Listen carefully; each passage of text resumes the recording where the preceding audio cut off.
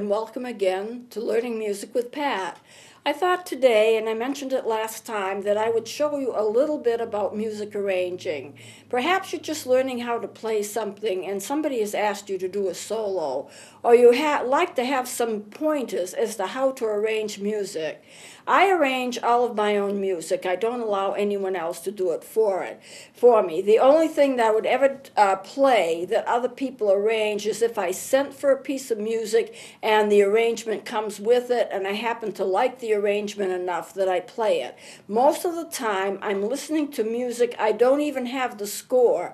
I don't even have the pages printed out, but I'm listening to it on a tape or I'm listening to it on a CD, and I decide that I really like that music and I have to play to it. I want to play to it and I want to arrange it. So how do I go about doing that? There are some simple pointers to help you if you're in that situation and if you would like to do some music arranging on your own. The first thing I do is listen to music, which is easy enough to do. I don't play anything I don't like. If I like a piece of music, I'm going to know it immediately. Then after I choose the music as to what I think I want to play, the next thing is to play it or to choose the instrument that goes with it. That's a little bit harder to do because I may not even know what key the music is in. If I don't have a score or any printed music, I have to find out what key it's in. Now, fortunately, I can do that easily in two ways. I can either take a keyboard and I can play it on the keyboard and it will become apparent to me fairly quickly what key it's in, or I can just pick up various instruments and play them until I get something that matches. Now, supposing I have done that and I have something that matches, then what do I want to play? Well, let's say I'm playing something in the key of F. I have an F sopranino. It's the smallest recorder made. And I'll just show. That's an F in the key of F. Or I have the alto recorder, which is a very beautiful tone.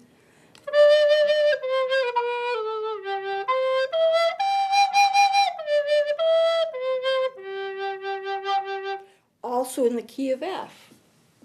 Then I have a little penny whistle. This is also in the key of F. Now remember, it's going to pitch a little different because the recorders have a tone hole in the back, and so they play one step up from the penny whistles that play just one step down because there is no tone hole in the back.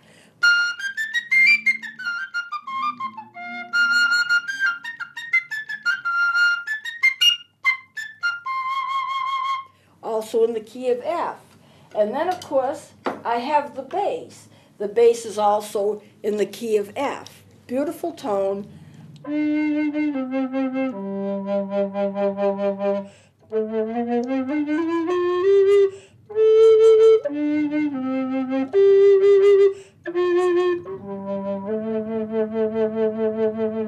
How do I choose? As a matter of fact, if the music is in the key of F, I may even want to play it on a C melody, which will play in the key of F.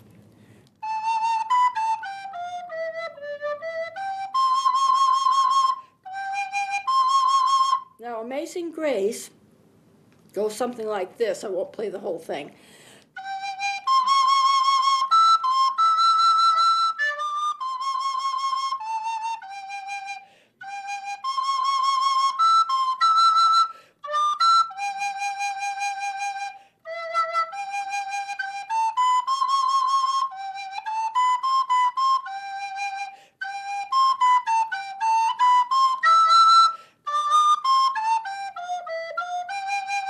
Well, that'll play Amazing Grace, but so will these others. If I were to play Amazing Grace on all of them, I'll just play a few notes.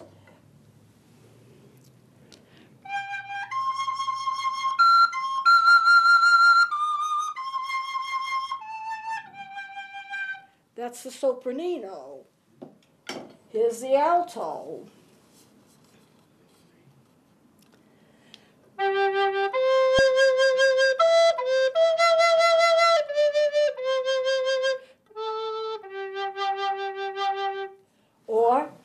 the bass.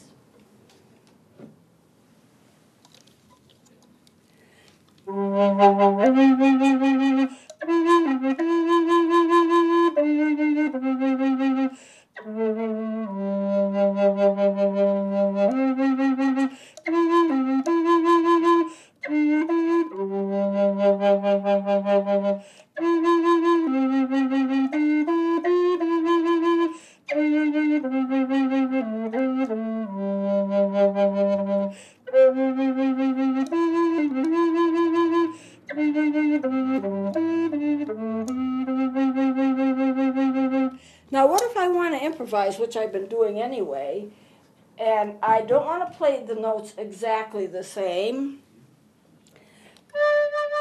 I'm starting it. Remember, this is in the key of C. So when I play that low D, it sounds different than when I play it on the bass. Usually when I'm playing it as a solo, I'm playing it in the key of G, and I actually do start on this D.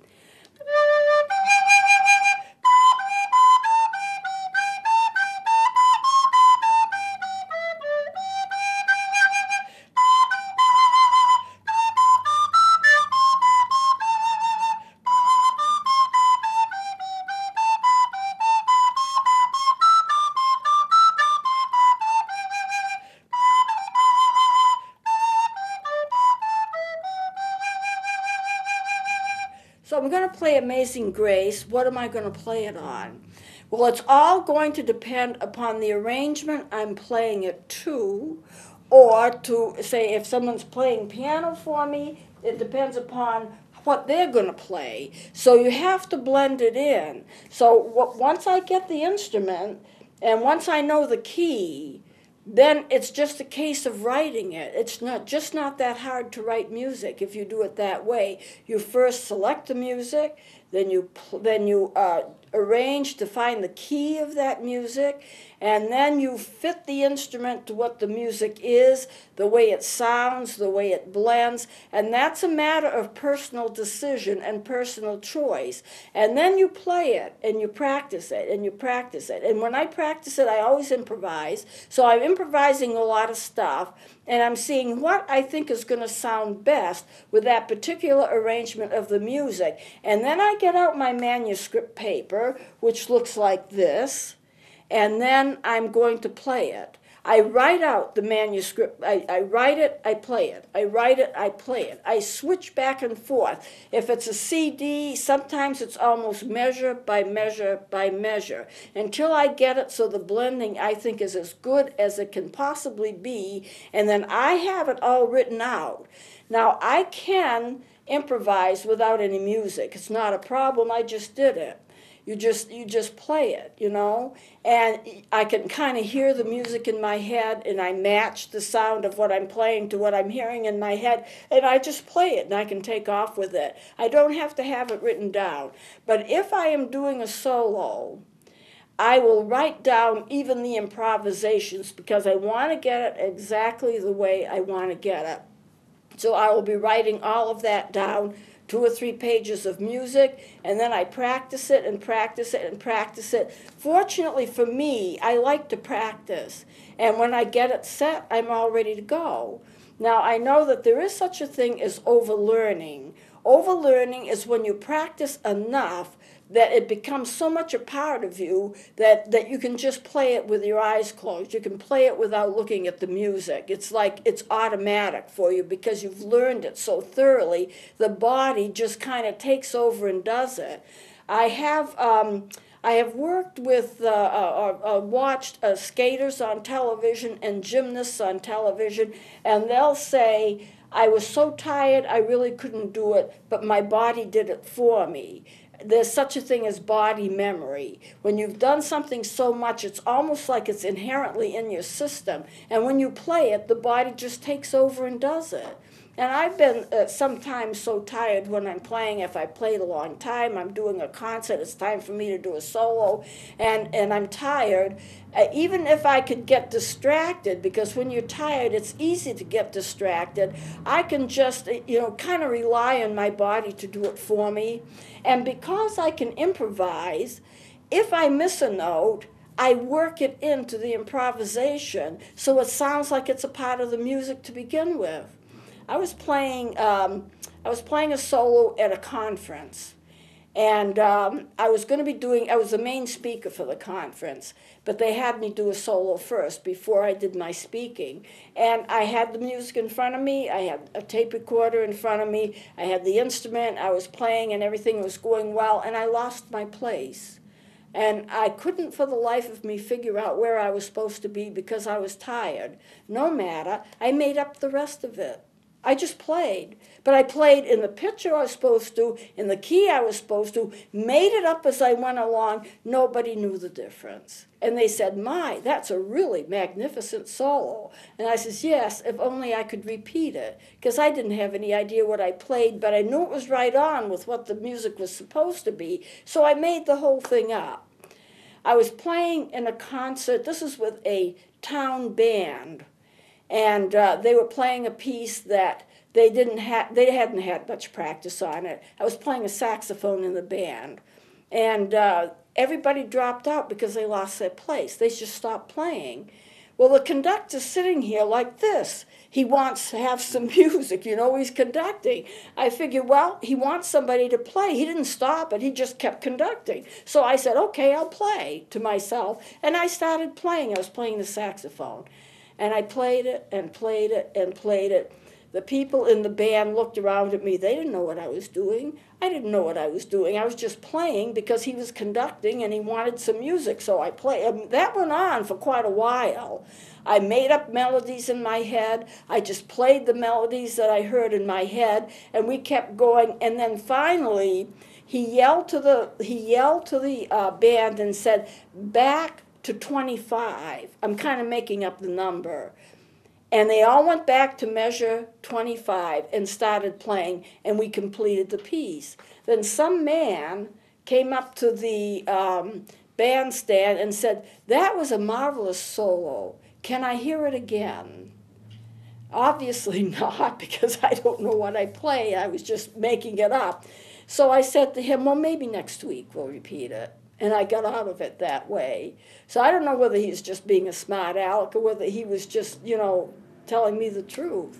So anyway, you can improvise. When you improvise, you know the key you're in, you know how many sharps and flats you have, you can hear the melody in your head, and you can also hear the harmonies. Some people have trouble with it and they can't do it, but I've always been able to do it. You can hear the harmonies that would sound good with it, and I just match the instrument to the music so it matches, and I play what I hear. And then if I have to, I'll just improvise, and it works out okay that way. Now, I mentioned the conductor saying go back to 25. Here's a staff. And I didn't mark in the measures. I'll do that next time. But there are, well, I can do that now without even moving. You have the staff, and you have these lines. This is a measure. This is a measure. Any space between those lines is a measure. And there are notes in there. And the notes are equivalent to a certain amount of beats. Like if you're in 4/4 time, you could have 4 quarter notes. Or whatever you want, as long as it's equivalent and you add it up to what the beats are supposed to be. And so most of these measures are marked, like every 5 measures is marked. They're called rehearsal markings. So you would have, this might be measure 20, and this could be measure 22. So a conductor can say, go back to measure 22, and it's marked, the bar markings, they're marked every 5 or 6 measures, or they call them rehearsal markings, because then a conductor can say, go back to this spot. Everybody knows where it is because it's marked, and you can pick up on it, and you play from that point to whenever he stops you. So that's the way that is done. And you can mark out music that way. To write music, I think the most important thing is to just play a piece that you truly love. When I was doing recitals with students, for the most part, I let them pick the music that they loved, the music that they wanted to play. Now, sometimes a recital was based upon a specific composer. We would do a Beethoven concert or a Mozart concert, and then you would have to stick to the music of Beethoven or Mozart. Sometimes if I had young students and they were beginning and they really couldn't manage regular Mozart or Beethoven, I could write out a piece for them that would be similar in style or similar in melody to what the composers themselves would have written, and write it within the limits of what they had learned so they could still play in the concert. So we did have concerts that were based on specific composers or specific time periods in music, the Renaissance period, or like that. However, on the general concerts, I let them pick their own music.